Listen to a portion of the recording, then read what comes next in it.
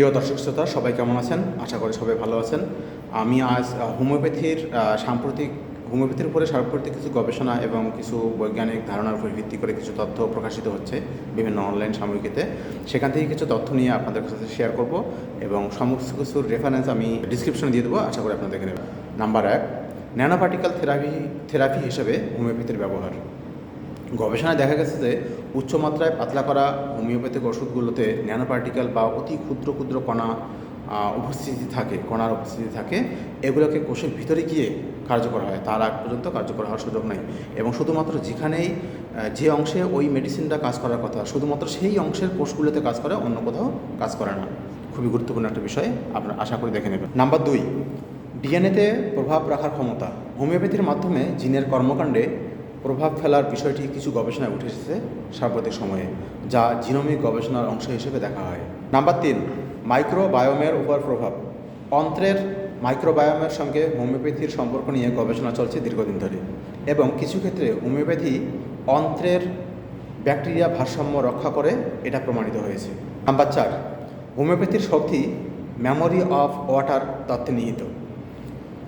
Memory of water ধারণাটি হোমিওপ্যাথির একটি কেন্দ্রীয় তত্ত্ব, যেখানে পানি পূর্ববর্তী দ্রবণের উপাদানের স্মৃতি ধারণ করে বলে মনে করা হয়। খুবই গুরুত্বপূর্ণ একটা তথ্য এখানে হাসি আসছে। অনেকে বলে এখানে পানি দেওয়া হয়, হোমিওপ্যাথিতে কোনো ওষুধ দেওয়া হয় না। আসলে এখানে মেডিসিনের মেমোরি পাওয়ারটা গ্রহণ করা হয়। আপনারা সবাই দেখে নেবেন আশা করি। নাম্বার 5, এনার্জি ব্যালেন্স এবং ইলেকট্রোম্যাগনেটিক ফ্রিকোয়েন্সির প্রভাব। হোমিওপ্যাথির মাধ্যমে শরীরের ইলেকট্রোম্যাগনেটিক শক্তির ভারসাম্য রক্ষা করার যে ধারণাটা ইলেকট্রোম্যাগনেটিক ফিল্ড থেরাপির সাথে সম্পর্কিত। নাম্বার 6, হোমিওপ্যাথি সাইকো নিউরো ইমিউনোলজির উপর কাজ করতে পারে। সাইকো নিউরো ইমিউনোলজির মাধ্যমে হোমিওপ্যাথির প্রভাব নিয়ে কিছু গবেষণা হয়েছে সাম্প্রতিক সময়ে, যেখানে মানসিক এবং শারীরিক সম্পর্ক স্থাপন করে কীভাবে হোমিওপ্যাথি কাজ করে সেটা প্রমাণ করা হয়েছে। সাইকো নিউরো ইমিউনোলজি কী, খুব শীঘ্রই আমি এটার বিষয়ে একটা ভিডিও আপলোড দিব, আপনারা আশা করি বিস্তারিত জেনে নেবেন। নাম্বার 7, জীবনধারার অংশ হিসেবে হোমিওপ্যাথি দীর্ঘমেয়াদে স্বাস্থ্যকর জীবনযাপনের জন্য কাজ করে, এবং প্রাকৃতিক নিরাময়ের দিক থেকে এটি একটি গুরুত্বপূর্ণ ধারা হয়ে উঠেছে। যেহেতু এখানে কোনো পার্শ্ব প্রতিক্রিয়া নাই, আপনারা জানেন সবাই, এজন্য এটা প্রাকৃতিক চিকিৎসা হিসেবে গ্রহণ করা হয়। কারণ এখানে সিমিলিবাস কিউরেন্টার, অর্থাৎ সদৃশ বিধানে সদৃশ চিকিৎসা।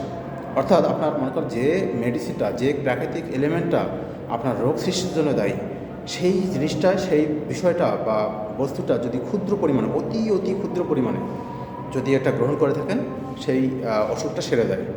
অনেকে, আমি যদি একটা উদাহরণ দিই, একটা গল্প যদি বলি, অনেকে বলে যে হোমিওপ্যাথি আসলে প্লাসিবো হিসেবে কাজ করে।